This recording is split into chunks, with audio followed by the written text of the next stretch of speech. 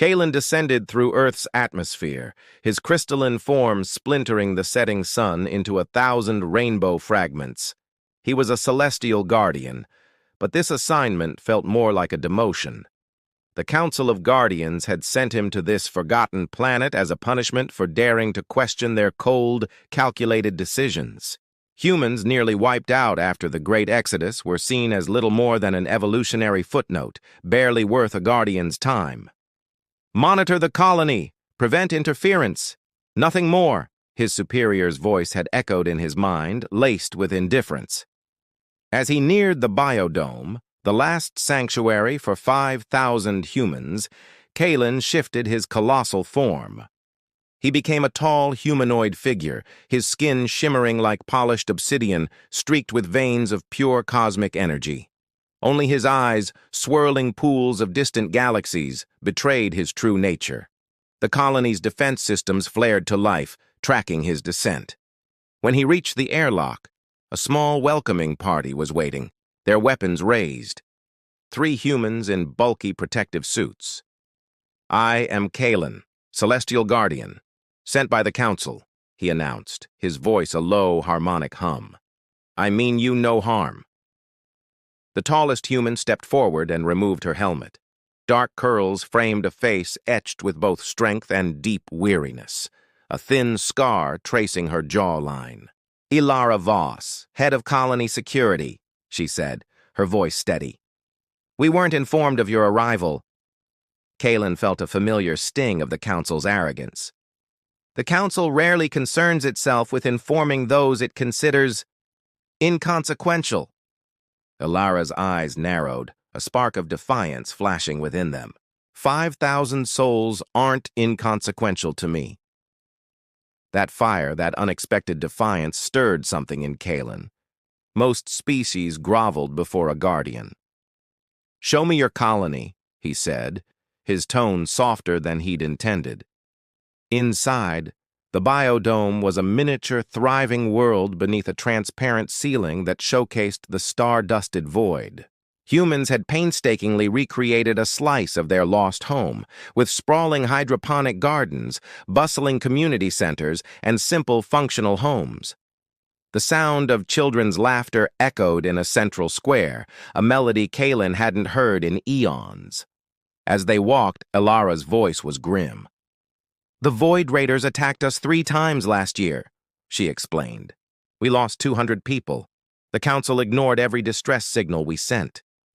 Kalen felt a flicker of discomfort. "The Council has priorities," he replied, the excuse sounding hollow even to him. "And we're not one of them," Ilara finished for him, her tone sharp. She led him to a memorial wall, a vast surface covered in photographs of smiling faces. "Every person we've lost since we established this colony. My parents are here." Her fingers gently brushed against the image of a happy couple. "Void Raiders took them when I was 19. Kalen, accustomed to viewing life in cosmic timescales, observed, "You appear to have survived adequately." A laugh escaped Ilara, but it was brittle, devoid of humor. "Is that what you Guardians call it? Surviving? We do more than just survive, Kalen. We live." As artificial twilight settled over the dome, they stood on a cliff overlooking a small, serene lake. Ilara sat on a bench, motioning for him to join her. "Why did they really send you?" she asked, her gaze direct and searching. He found himself being honest. "I questioned their indifference to smaller species. They thought guarding humans would teach me the futility of protecting the inconsequential." Ilara studied his face, her warm brown eyes reflecting the faux moonlight. "And what do you think you'll learn here?" For the first time in centuries, Kalen, the all-knowing guardian, had no answer. This human, who carried the weight of her entire species, possessed a quiet dignity that humbled him. "I don't know," he admitted. A small, genuine smile finally touched her lips. "Then you're already more interesting than the last guardian they sent," she said. "He thought he knew everything." As the dome's lights dimmed for the night, Kalen watched the stars above and wondered what other surprises these supposedly inconsequential humans had in store for him. "You don't smile much, do you?" The question, spoken in a small, clear voice, pulled Kalen from his deep contemplation of the colony's intricate power grid. He turned to find a young boy, maybe 9 years old, standing before him. The child seemed utterly unfazed by Kalen's otherworldly crystalline form. He had the same dark, curly hair as Alara, but his eyes were a startling, bright amber. "Guardians don't smile," Kalen stated, his voice a low thrum of energy. "It's unnecessary." The boy just tilted his head, a gesture of pure curiosity. "That's silly. I'm Nico. Ilara's my sister. I am aware of your relation. Want to see my collection?" Before Kalen could even formulate a refusal, Nico's small hand shot out and grabbed his. An unfamiliar jolt ran through Kalen at the casual contact. It had been centuries, perhaps longer, since any being had touched him so willingly, so fearlessly. Nico led him with surprising strength towards a small dwelling tucked near the biodome's eastern quadrant. Inside, the walls were lined with shelves, each one overflowing with a strange and wonderful collection of objects. There were rocks painted with constellations that pulsed with a faint light, intricate sculptures twisted from scrap metal, and jars filled with glowing, otherworldly algae. "This one's my favorite." Nico picked up a crude figure, carefully assembled from wire and shards of crystal. "It's you." Kalen examined the object. The proportions were all wrong, the form almost abstract. "The proportions are incorrect." Nico let out a bright, genuine laugh. "It's not supposed to be exact. It's how I see you." In the weeks that followed, Kalen found himself inexplicably drawn back to the boy's little haven. Nico was a bottomless well of questions about the cosmos. He would listen, his amber eyes wide with wonder, as Kalen described the fiery birth of nebulae and the silent, graceful death of ancient stars. One evening, as they sat on the colony's observation deck, watching the manufactured twilight settle, Nico pressed a small, smooth object into Kalen's palm. It was a stone polished by countless tides and painted with swirling, vibrant colors that mimicked a distant galaxy. "What is this?" Kalen asked, his fingers closing around its surprising warmth. "It's your heart," Nico said, as if it were the most obvious thing in the universe. "Ilara says everyone has one, even if they forget." Kalen studied the painted stone. "Your sister speaks of things she cannot know." "She knows lots of things," Nico insisted, a grin spreading across his face. "She knows you watch her when she trains the defense team." An unfamiliar heat, a sensation akin to a solar flare, bloomed in Kalen's core. "I observe all colony activities. It is my function." "Sure," Nico's grin widened. "That's why you glow brighter when she's around."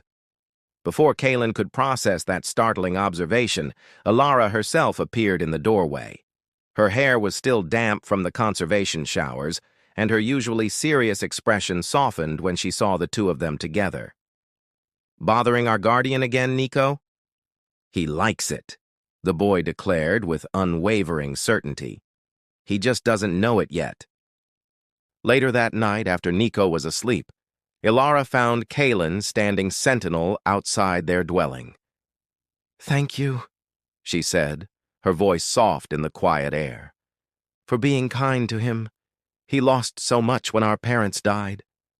"He is unusual," Kalen admitted, his gaze still fixed on the artificial stars of the dome. "He sees patterns others miss." A flicker of pride colored her voice. "He always has. The colony scientists can't explain it.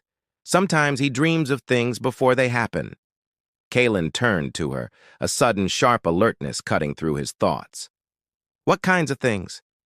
"Visitors. Weather anomalies in the dome. Once he predicted a power failure down to the minute." She shrugged, a gesture of weary acceptance. nothing that can't be explained away as coincidence. But Kalen knew better. He knew that in certain species, prolonged proximity to a cosmic guardian could awaken dormant psionic abilities. If the boy was sensitive to the immense energies that flowed through Kalen's very being. "He should not spend so much time with me," Kalen stated abruptly, the words sounding harsher than he intended. Ilara's soft expression hardened in an instant. "He has so little joy, Kalen. Your stories, your presence, it gives him hope. Hope is a dangerous variable. Hope is human," she countered, her eyes flashing. Her hand shot out, her fingers briefly touching his crystalline arm. The contact was electric, just like Nico's, but different. It was a spark that resonated deep within his core, a frequency he'd never experienced. That night, for the first time in his millennia-long existence, Kalen found himself troubled. He was troubled by the concept of attachment. For ages, he had observed, protected, and moved on, all without concern for individuals. Yet a woman's defiant touch and a child's innocent laughter had somehow managed to penetrate his cosmic indifference. As the colony slept soundly under his watch, he stood sentinel, the boy's painted stone still clutched tightly in his hand. He wondered if the council had been right all along to fear connection with lesser beings, not because it was futile, but because it was undeniably, irrevocably transformative. 8 years passed in the blink of an eye, like the quiet changing of seasons. Ryan was no longer the skinny 12-year-old boy who Dee stumbled upon a wounded dragon by the stream. Now, at 20, he was a young man, tall and strong, his frame built by years of working the land and mapping its hidden corners. He had long since moved from the bustling village to a small, solitary cottage right at the forest's edge. He told everyone he preferred the quiet, but the truth was simpler. He just wanted to be closer to Phelan. Phelan, too, had changed. The 8 years had been kind to him, allowing his immense power to slowly return, trickling back like water into a dry well. Though his wings, tragically, remained absent, the raw, magical energy of his dragon nature hummed just beneath his skin. He had mastered his human form completely, perfecting the illusion.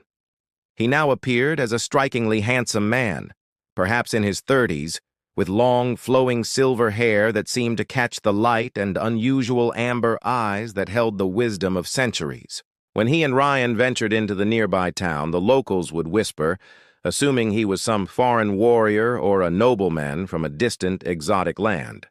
No one ever guessed the truth. On one particularly warm summer evening, the air thick with the scent of honeysuckle, they sat together on the cottage's small, worn wooden porch. Fireflies blinked in and out of existence, their tiny lanterns dancing a silent ballet over the darkening meadow. The silence between them wasn't empty. It was comfortable, filled with the unspoken understanding that comes from years of shared existence. But tonight, Ryan broke that silence. "I got an offer today," he said, his voice steady, yet carrying a new weight. He kept his gaze on the fireflies, not quite looking at Phelan. Phelan turned his head, his amber eyes curious. "Lord Keston's daughter, Ilara," Ryan continued, finally meeting his gaze. She's asked for my hand in marriage." The warm evening air suddenly felt frigid. A strange, sharp coldness gripped Phelan's heart, a feeling he hadn't experienced in centuries. His entire body went rigid, the comfortable posture he'd held just moments before vanishing. "A noble's daughter," he said, his voice tight, "wishes to marry a farmer?" He couldn't keep the incredulous, almost bitter edge out of his tone. "I'm not just a farmer anymore," Ryan reminded him gently, a hint of pride in his voice. "My maps are sought after by merchants all throughout the region. People pay good coin for them." He hesitated for a beat, his gaze dropping. "And she's quite beautiful." The words landed like stones in Phelan's gut. He stood up abruptly, the wooden chair scraping against the porch. "You should accept then," he said, his voice flat and devoid of emotion. A good match. It will secure your future. Give you a proper life. He couldn't stand to look at Ryan, to see the earnest hope in his eyes. But as he turned to leave, Ryan's hand shot out, his fingers closing around Phelan's wrist. The grip was strong, resolute. I didn't say I would accept. Phelan stopped. He slowly turned his head and their eyes met. In that shared glance, something electric passed between them, an unspoken truth, a powerful current that had been building silently for years, growing stronger and more undeniable as Ryan had matured from a boy into a man. "Why wouldn't you?" Phelan asked, his voice barely a whisper, betraying the turmoil raging within him. Ryan stood then, rising to his full height. He was now eye to eye with Phelan's human form, no longer the small boy looking up in awe. "You know why," he said simply, his voice low and firm. The tension crackled between them, thick and potent, like the air before a lightning strike. It was a storm that had been brewing for a long, long time. Overwhelmed, Phelan pulled his hand away, severing the connection. He turned his back completely, facing the dark embrace of the forest. "I need to hunt," he muttered, a desperate excuse. His skin was already beginning to ripple, the first signs of his transformation shimmering over his shoulders and back as he fought to control the draconic power surging within him. "Stop running from this!" Ryan's voice called after him, stronger now, laced with a frustration that had been buried for years.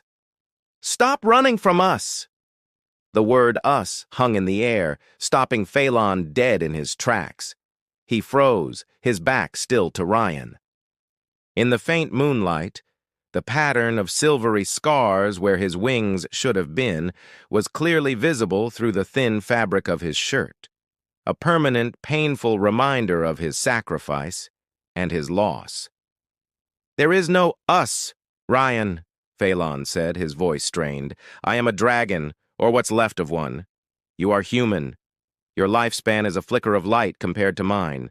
You deserve a human life, a human family, human love." "Don't you dare tell me what I deserve," Ryan said fiercely, his voice shaking with raw emotion. He closed the distance between them in 2 quick strides, his presence a warm, solid force behind Phelan. "I've loved you since I was 15 years old. I just didn't have the words or the courage to say it until now." The confession struck Phelan like a physical blow. He spun around, his control finally snapping. His amber eyes blazed, glowing with the embers of his inner dragon fire. "You don't know what you're saying," he snarled, a desperate attempt to push Ryan away, to protect him from a truth he believed would only bring pain. "I know exactly what I'm saying," Ryan insisted, his own resolve unwavering. He was not afraid of the fire in Phelan's eyes. He reached up, his calloused human hand gently touching Phelan's face. The contact was electric, a grounding force against the chaos in Phelan's soul. "I love you," Ryan repeated, his voice soft but certain. Not as the boy who found a wounded dragon by a stream, not just as a friend or a companion, but as a man loves, with all his heart. Phelan closed his eyes at the touch, a shudder running through him. Centuries of draconic pride, of solitude and ingrained rules were at war with the undeniable, desperate desires of his own heart. The battle raged for a silent eternity. When he opened his eyes again, the fire had softened, replaced by a deep, vulnerable emotion. A decision had been made. He leaned forward slowly, deliberately, giving Ryan every possible chance to pull away, to reconsider this impossible step. But Ryan didn't pull away. Instead, he met him halfway. Their lips met in a kiss that felt less like a beginning and more like a homecoming after a lifetime of wandering. It was hesitant at first, then deepened with all the years of unspoken feelings, a release of pent-up longing and affection. Phelan's arms, so used to the solitude of his dragon form, wrapped instinctively around Ryan's waist, pulling him closer, anchoring himself to the steady, rhythmic beat of his human heart. It was the most real and vital sound he had ever heard. When they finally parted, both of them breathless, the world seemed to have shifted on its axis. Fallon pressed his forehead against Ryan's, a gesture of pure intimacy. "This is forbidden," he whispered, the ancient laws of his kind echoing in his mind. "Dragons and humans. It's not meant to be." "I don't care," Ryan replied, his voice thick with emotion. His fingers tangled in Phelan's long silver hair, holding him close. "We make our own rules." That night, beneath a vast, silent blanket of stars, they discovered each other anew. The world outside their little cottage faded away, leaving only the two of them. Gentle, tentative touches gave way to passionate embraces as they learned the landscapes of each other's bodies. Phelan's hands, with their 5 human fingers, so different from the claws he once knew, traced reverent, wondering patterns across Ryan's warm skin. And Ryan, in turn, explored the silvery map of scars on Phelan's back, pressing soft kisses to each one, as if his love alone could heal the ancient wounds and erase the memory of loss. In the quiet, peaceful aftermath, they lay tangled together in Ryan's small, comfortable bed. Moonlight streamed through the open window, painting them in silver and shadow. Suddenly, Phelan winced, a flicker of pain crossing his features. He felt a familiar phantom ache across his back, a ghostly echo where his wings had once been. "What is it?" Ryan asked, his voice soft with concern. He propped himself up on one elbow, his eyes searching Phelan's face in the dim light. Ryan's heart swelled at the words. A ripple tore through the fabric of space-time. Where the guardian Kalen had stood, a maelstrom of raw, celestial power now churned. His form swelled, shedding its human-like constraints, transforming into a living constellation of pure rage and grief. The Void Raiders, moments ago so confident, faltered.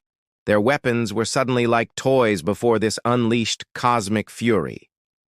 The gravitational weapon that had stolen Nico's life imploded, consuming its operators in an instant of silent oblivion. Kalen's voice echoed across dimensions, a promise and a curse.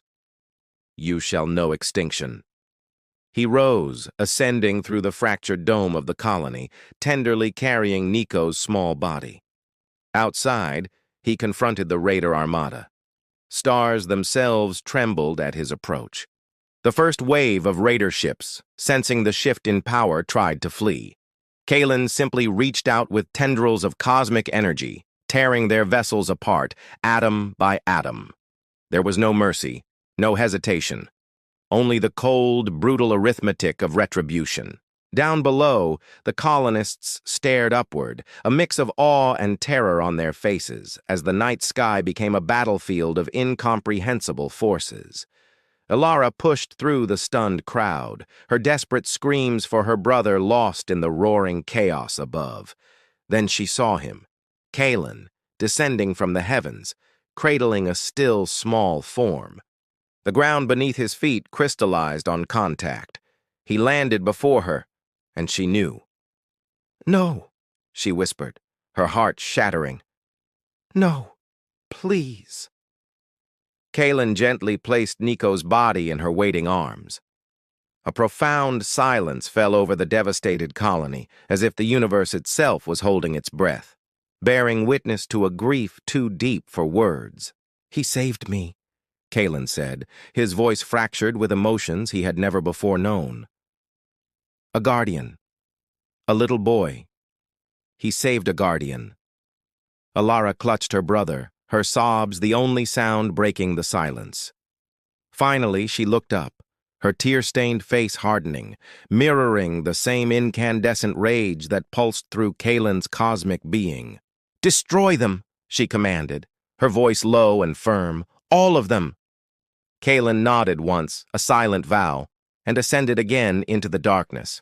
What followed would be recorded in the histories of a dozen species as the night of falling stars. The Guardian hunted the Void Raider fleet across 3 solar systems, methodically eradicating every ship, every installation, every last outpost. The Council of Guardians sent emissaries to stop him. He ignored their pleas. They threatened him with punishment. He welcomed it. They appealed to the cosmic balance. He simply asked where that balance was when an innocent child died in his arms. For 17 cycles, Kalen hunted. His name became a whispered terror among the Void Raiders.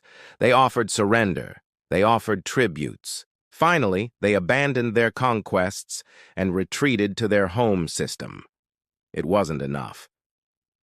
Kalen arrived at their homeworld, a gas giant orbiting a dying star.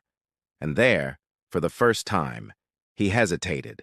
Billions of lives, generations who knew nothing of the attack on a distant colony, children who, like Nico, were innocent. In that moment of hesitation, he felt it, a whisper at the edge of his perception. "This isn't what I saved you for." It was Nico's voice, impossible and yet unmistakable. Kalen withdrew. He left the Raider homeworld intact, but encircled it with a barrier of impenetrable cosmic energy, both a prison and a protection. They would never threaten another species again. His vengeance was complete, but his grief was not diminished. The Council declared him a renegade. He didn't care. For the first time in his eternal existence, he understood the fragility of mortal life and its immeasurable worth. He carried with him a simple painted stone, a heart given by a child who saw the good in him before he saw it himself. Centuries passed. When Kalen finally returned to the colony, he expected to find ruins. Instead, he found a thriving, advanced civilization, and waiting at its center, standing before a statue of a small boy holding a painted stone, was a woman. She looked just like Alara, with the same determined eyes, a descendant kept alive through generations by advanced technology, waiting for his return. The Guardian had come home. Thank you so much for watching this journey through the cosmos. If you enjoyed this story, please consider liking the video and subscribing to the channel for more tales from across the universe. We'll see you in the next one. 5 years. For a being like me, it's less than a blink.